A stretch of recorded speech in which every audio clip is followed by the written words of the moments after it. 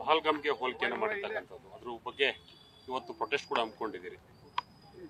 ನೋಡಿ, ಸೋನು ನಿಗಮ್ ಅವನೊಬ್ಬ ಹುಚ್ಚ ಅಂತ ಹೇಳಿ ನನಗೆ ಅನಿಸ್ತಾ ಇದೆ. ಹುಚ್ಚತನವನ್ನ ಅವನು ಬೆಂಗಳೂರಿನ ಕಾರ್ಯಕ್ರಮದಲ್ಲಿ ಪ್ರದರ್ಶನ ಮಾಡಿದ್ದಾನೆ.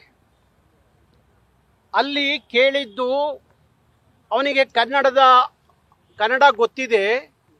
ಸುಮಾರು 100 ಕನ್ನಡದ ಸಿನಿಮಾಗಳಲ್ಲಿ ಆಡಿದನೆ ಅನ್ನೋ ಅಭಿಮಾನಕ್ಕೆ ಕನ್ನಡಿಗರು ಅವನಿಗೆ ಒತ್ತಾಯ ಮಾಡ್ತಾರೆ.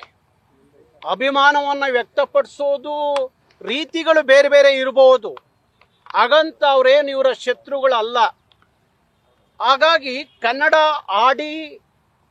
ಹಾಡಿ ಅಂತ ಕೇಳುವುದು ತಪ್ಪು ಅನ್ನುವ ಆದರೆ ಆಡಬಹುದಾಗಿತ್ತು, ಹಾಡದಲ್ಲೇ ಇರಬಹುದಾಗಿತ್ತು, ಇಲ್ಲ ಹಾಡಲ್ಲ ಅಂತ ಹೇಳ್ಬೋದಾಗಿತ್ತು, ಏನು ಒತ್ತಾಯ ಇರಲಿಲ್ಲ. ಆದರೆ ಕನ್ನಡ ಹಾಡನ್ನು ಹಾಡಿ ಅಂತ ಕೇಳಿದ್ದಕ್ಕೆ ಕಾಶ್ಮೀರದ ಭಯೋತ್ಪಾದನೆಯ ಒಂದು ಲಿಂಕ್ ಮಾಡಿ ಕನ್ನಡಿಗರನ್ನ, ಕರ್ನಾಟಕವನ್ನ ಭಯೋತ್ಪಾದಕರಿಗೆ ಹೋಲಿಕೆ ಮಾಡೋದಿತ್ತಲ್ಲ. ಆ ವಿಚಾರಕ್ಕೆ ಇಲ್ಲಿ ಕನ್ನಡ ಹಾಡಿ ಅಂತ ಕೇಳಿದ್ದು ಒಂದ್ ಕಡೆ ಆದ್ರೆ ಕಾಶ್ಮೀರದ ಭಯೋತ್ಪಾದನೆಯ ವಿಚಾರವನ್ನ ಲಿಂಕ್ ಮಾಡಿದ್ದು ಅದು ಯಾಕೆ ಮಾಡ್ದ, ಏನು ಉದ್ದೇಶಕ್ಕೆ ಆ ಮಾತು ಹಾಡೋದ, ನನಗಿನ್ನೂ ಅರ್ಥ ಆಗದೆ ಇರುವಂತ ವಿಚಾರ. ಅದಕ್ಕೂ ಸಂಬಂಧ ಇಲ್ಲ. ರಸ್ತೆಯಲ್ಲಿ ಹೋಗೋ ಯಾವನೋ ಒಬ್ಬ ಸಾಮಾನ್ಯ ವ್ಯಕ್ತಿ ಕೇಳಿದ್ರು ಈ ತರ ಹುಚ್ಚನ ತರ ಮಾತಾಡ್ತಿರ್ಲಿಲ್ಲ.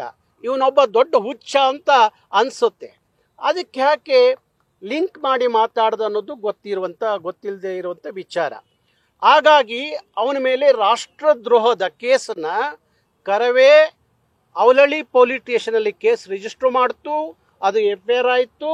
ಈಗ ಪೊಲೀಸ್ನವ್ರಿಗೆ ಬಾಕಿ ಉಳಿದಿರೋದೇನಪ್ಪ ಅಂದರೆ ಅವನ್ನ ಬಂಧಿಸಿ ಕರ್ಕೊಂಬರ್ಬೇಕು.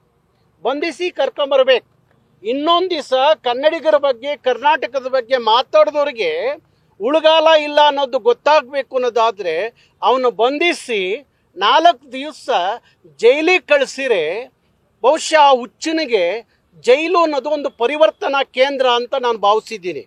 ಅವನಿಗೆ ಆ ಜೈಲಿಗೆ ಹೋದ ಮೇಲೆ ಪರಿವರ್ತನೆ ಆಗ್ತಾನೆ, ಅವನಿಗೆ ಜ್ಞಾನೋದಯ ಆಗುತ್ತೆ ಅಂತ ಹೇಳಿ ನಾನು ಅಂದ್ಕೊಂಡಿದ್ದೀನಿ. ಅದಕ್ಕೆ ಕರ್ನಾಟಕ ಸರ್ಕಾರ ಮತ್ತು ಕರ್ನಾಟಕ ಪೊಲೀಸ್ ಯಾವುದೇ ಕಾರಣಕ್ಕೂ ಮುಲಾಜು ಕೊಡಬೇಡಿ.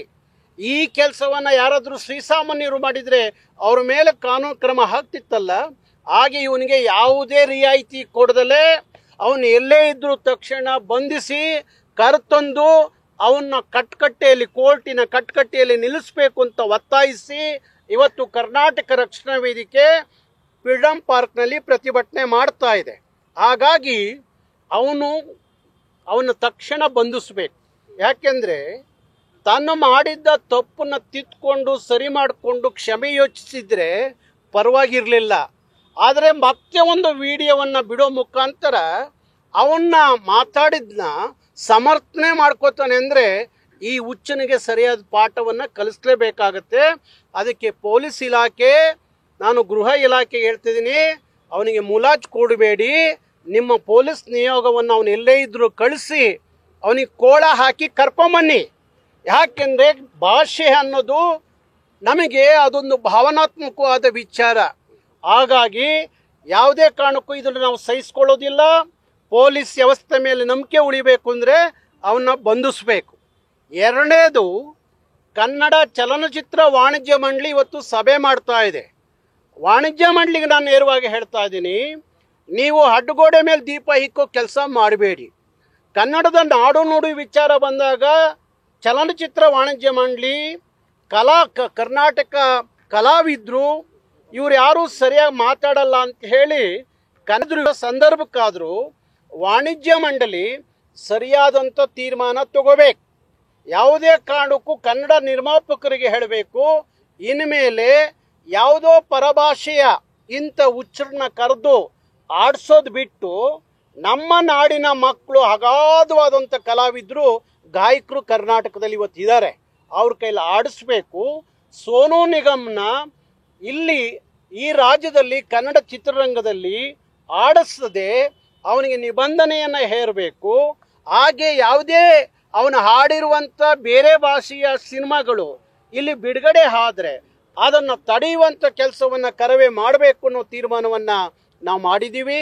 ಈಗ ಯಾರಾದರೂ ಕನ್ನಡದ ಸಿನಿಮಾಗಳಲ್ಲಿ ಆಡಿಸಿದ್ರೆ ಆ ಕನ್ನಡದ ನಿರ್ಮಾಪಕರಿಗೆ ರಿಯಾಯಿತಿ ಕೊಡ್ತೀವಿ.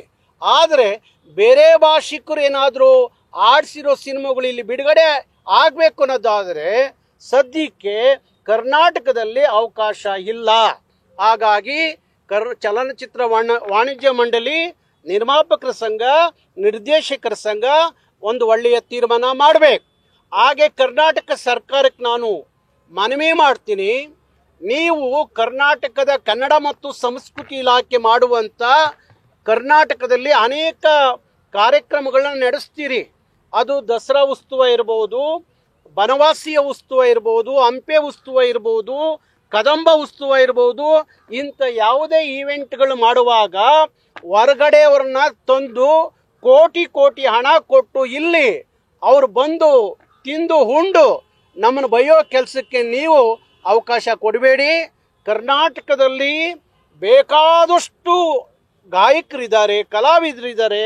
ಅವ್ರನಿಗೆ ಆ ಈವೆಂಟ್ಗಳು ಕೊಡೋ ಮುಖಾಂತರ ಕನ್ನಡದ ಮಕ್ಕಳನ್ನು ಬೆಳೆಸಿ ಅಂತ ಹೇಳಿ ಕರ್ನಾಟಕ ಸರ್ಕಾರವನ್ನು ವಿನಂತಿ ಮಾಡ್ಕೋತೀವಿ. ಇಲ್ಲ, ಯಾವುದೇ ಕಾರಣಕ್ಕೂ ನಮ್ಮ ಕನ್ನಡ ಏನು ಸಂಗೀತ ನಿರ್ದೇಶಕರೇನಿದ್ದಾರೆ, ಸಂಗೀತ ನಿರ್ದೇಶಕರು ಅವ್ರಿಗೂ ನಾನು ಕರೆ ಕೊಡ್ತಾ ಇದ್ದೀನಿ. ಯಾವುದೇ ಕಾರಣಕ್ಕೂ ಕರ್ನಾಟಕದಲ್ಲಿ ಅವನಿಗೇನು ನಿಬಂಧನೆ ಹಾಕಿದ್ದೀವಿ ಅದು ತೆಗೆಯೋವರೆಗೂ ಯಾವ ಸಂಗೀತ ನಿರ್ದೇಶಕರು ಅವನ ಕೈಲಿ ಆಡಿಸ್ಬೇಡಿ. ಅವನ ಕೈಲಿ ಏನಾದರೂ ಆಡಿಸಿರೆ ಆ ನಿರ್ದೇಶಕರನ್ನ ವಿಚಾರಿಸ್ಕೊಳ್ಳುವ ಕೆಲಸವನ್ನು ಕರ್ನಾಟಕ ರಕ್ಷಣಾ ವೇದಿಕೆ ಮಾಡುತ್ತೆ. ನ್ಯೂಸ್ ಫಸ್ಟ್ ನಿರ್ಭೀತಿಯಿಂದ ನಿಮ್ಮ ಪರವಾಗಿ.